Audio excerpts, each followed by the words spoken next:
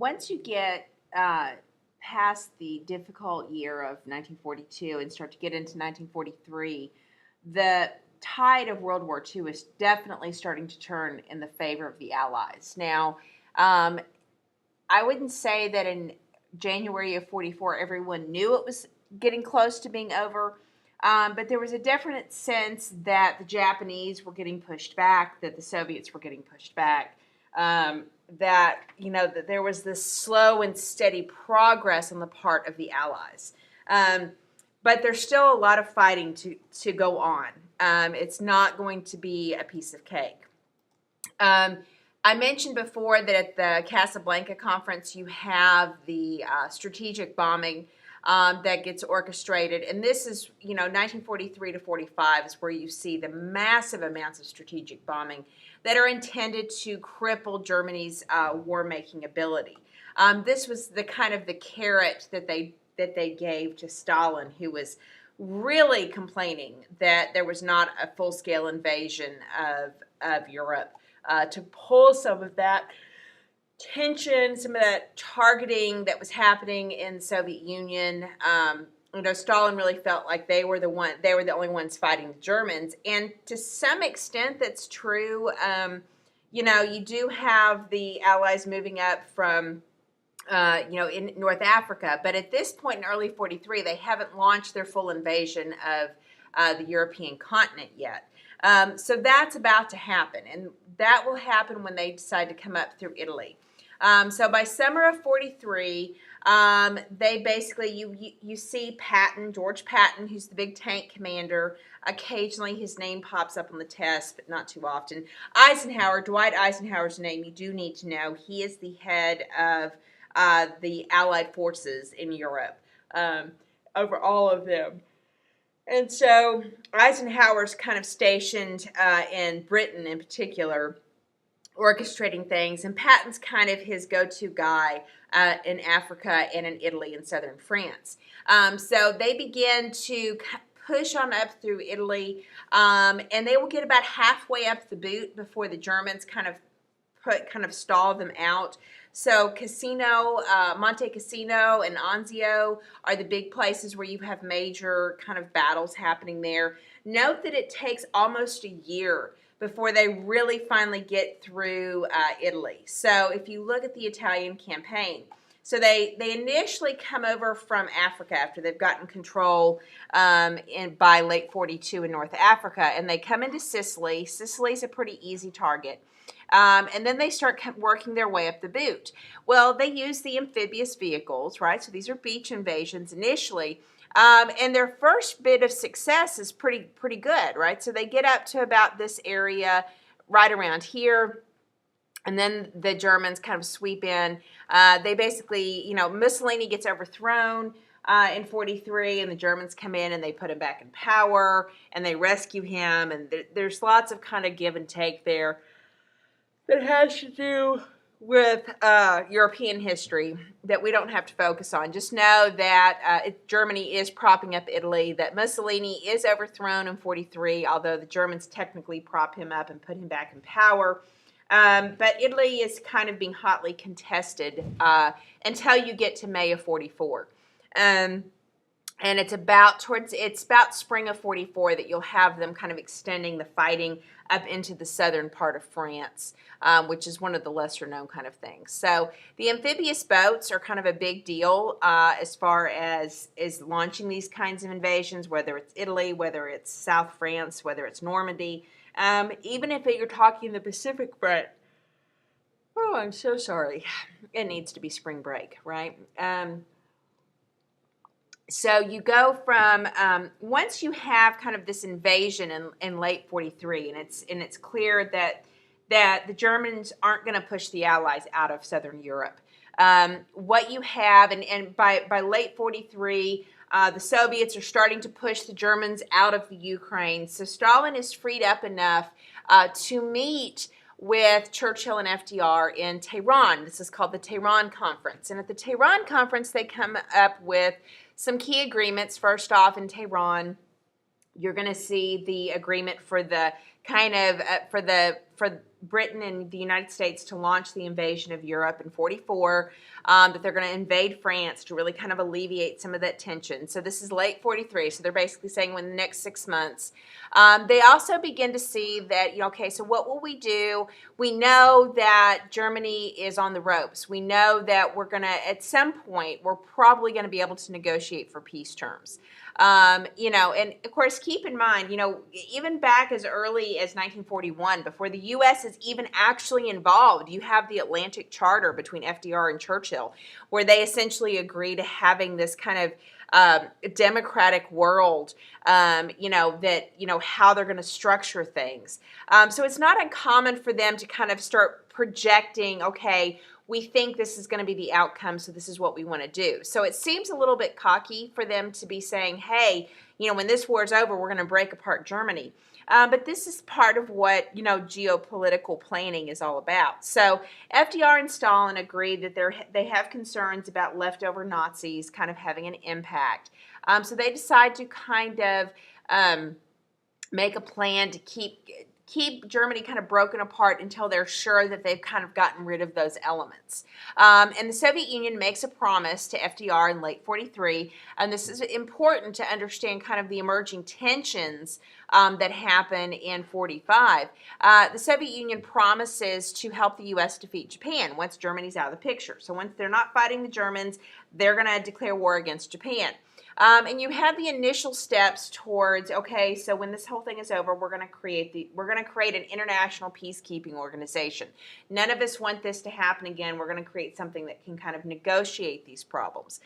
So this is the point of the Tehran Conference. So the Casablanca Conference is the agreement of the North Africa campaign and strategic bombing. Tehran is kind of the invasion of France. It's going to be the breaking apart of Germany, although without the specifics being set up, and also without the specifics of the United Nations, just kind of a vague agreement.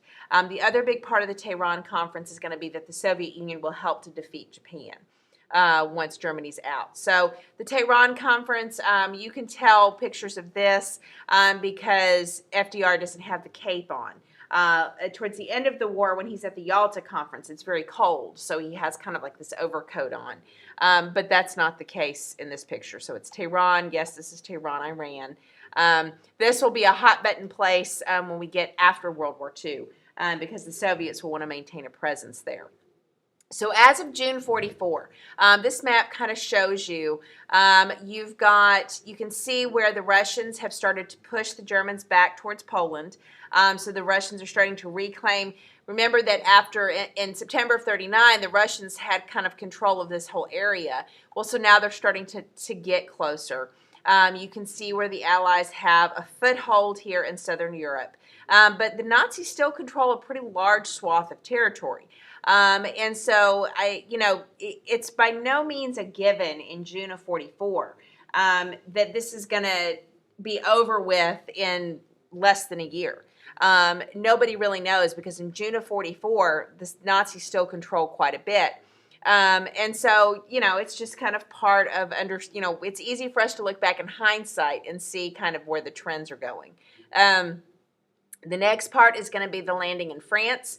The D-Day invasion, you want to be sure you know June 6, 1944. The state of Texas wants you to know D-Day. They want you to know the Normandy invasion.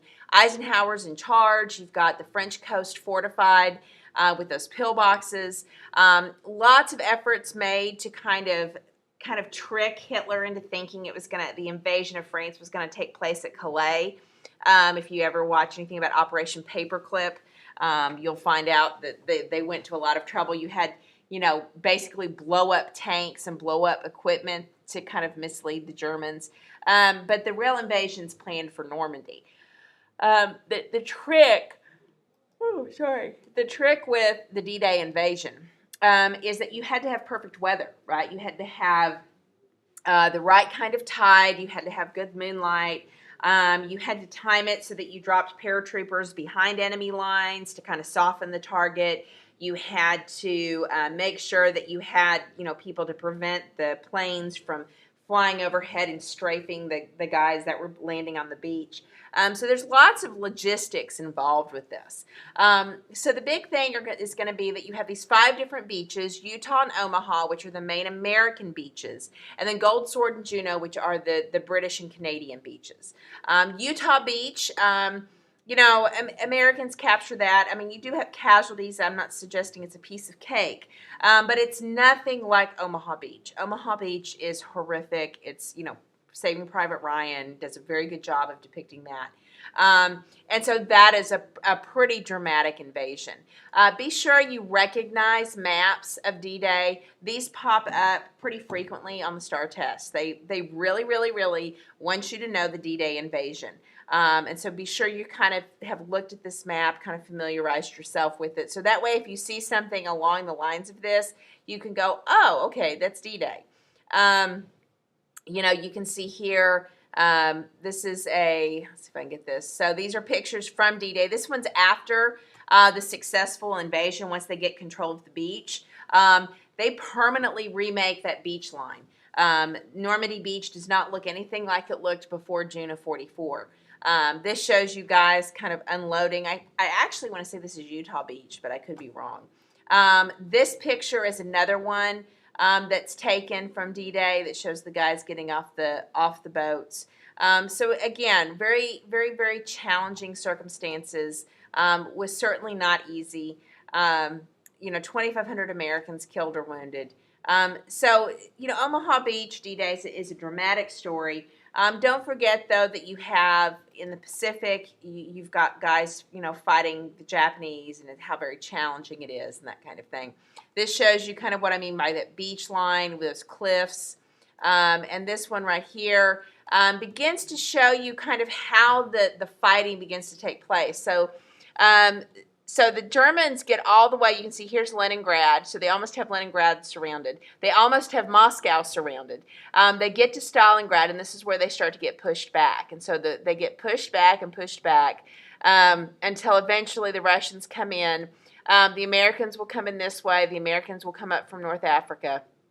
And this is kind of how the war progresses. So you might take a look at that and familiarize yourself with kind of which parts are related to the Axis, which parts are related to the Allies, and that kind of thing. Usually it's the D-Day map is the big one for them. Now, also in 1944, you're going to see a lot of success in the Pacific Front with us pushing back the Japanese. Again, you have Admiral Nimitz with his island hopping campaign, trying to get ever closer to Japan itself, so that way they can launch kind of that sustained strategic bombing. That is what the goal is. And right now they're so far away. If you remember back to the Doolittle raid, that was a unique feat of engineering, right? They didn't have the equipment, they didn't have the planes and the carriers to really carry that off. But the Americans find a way to do so, right? I mean, classic American ingenuity. But as we're getting to 1944, the technology is rapidly catching up. The American planes are getting better. Our aircraft carriers are getting better. And what's going to happen is that the Americans are starting to get ready to have the strategic bombing of Japan proper. And so that's what Nimitz is trying to do, whereas General MacArthur is trying to get to the Philippines. He wants to, his famous I shall return. He wants to return to the Philippines. But there's also a legitimate reason, which is to control the shipping lanes from, the Vietnam, kind of Thailand area that the Japanese control up, that it's taking supplies to Japan. So it's part of trying to starve out Japan. So you want to be sure that you're kind of familiar with that. This shows you, again, kind of what I mean. Island hopping campaign. So Nimitz is coming up this way, going here. You've got MacArthur coming up this way. Just another map to kind of give you a mental picture of what's going on. You want to be sure you're familiar with the Navajo code talkers. They are on the Texas standards. Texas likes to pull them out because it's American Indians. It's their impact in World War II. So it kind of includes several different aspects of kind of American history and kind of the American story. So the Americans use the Navajo language as their code in Southeast Asia. To kind of communicate, like, this is how many anti-aircraft guns we see, and this is how many soldiers there are, and that kind of thing. And remember that one of the big things that helped us in Midway is the fact that we had broken the Japanese code. And we know that in Europe, that the Enigma machine has allowed the Allies to break the Nazi code. But the trick to that is you don't want the other side to have your code. Well, the Americans in the Pacific used the Navajo language, and they put a code within a code, essentially. And so this kind of shows you, so you would have a military meeting, you would have a Navajo word, and the Navajo word would have a Navajo meaning. So you had to know what the Navajo word was. Then you had to know that the Navajo word meant this as far as the military was concerned. And the Japanese are not ever able to decode that, and this is a big reason for American success in the island hopping campaign. Fighting was particularly vicious, like I've mentioned before. They would typically let the American soldiers get off the boats and get onto the beaches, and then they would attack them. You've got a number of key places: Saipan, Tarawa, Guadalcanal, New Britain, Solomon Islands. I mean, there's all kinds of places. And we just kind of sum it all up, I guess you could say, as the island hopping campaign. And again, you know, you've got some unique landing issues because of the coral reefs and that kind of thing. The use of the amphibious tractor, the amphibious boat. So this is another piece of technology that's a big part of it. The Mariana Islands, one of the big things about the Mariana Islands is to get that B-29, a place for the B-29 bombers to launch from.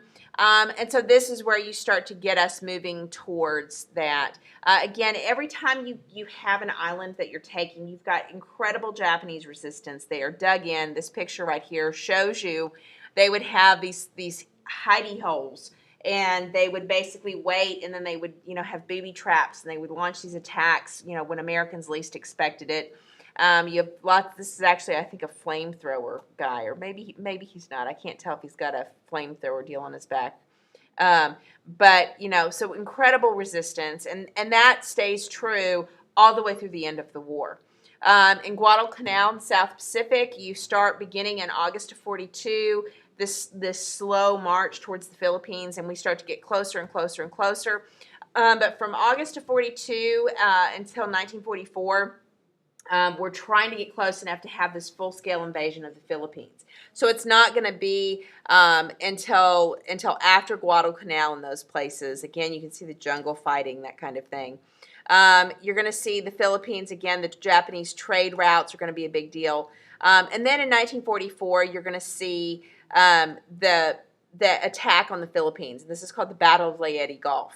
And so you have lots of aircraft carriers, you know, and this is really where you kind of see us, you know, the Japanese military becoming critically ill, because we do manage to really destroy a number of ships. We managed to destroy a lot of airplanes, and we managed to essentially get a foothold in the Philippines. Now, we still have to retake the Philippines. So again, you have this long process of finding these hidden places and getting all the Japanese captured and all that kind of stuff. So it's not a simple, it's not like, oh, we won Leyte Gulf, now we have the Philippines, right? It takes, you know, until August of '45 before we really have full control of the Philippine Islands. But we do start to be able to impact the ability of Japan to get resources. And this is why I say that you're going to have the Japanese becoming critically ill at this point.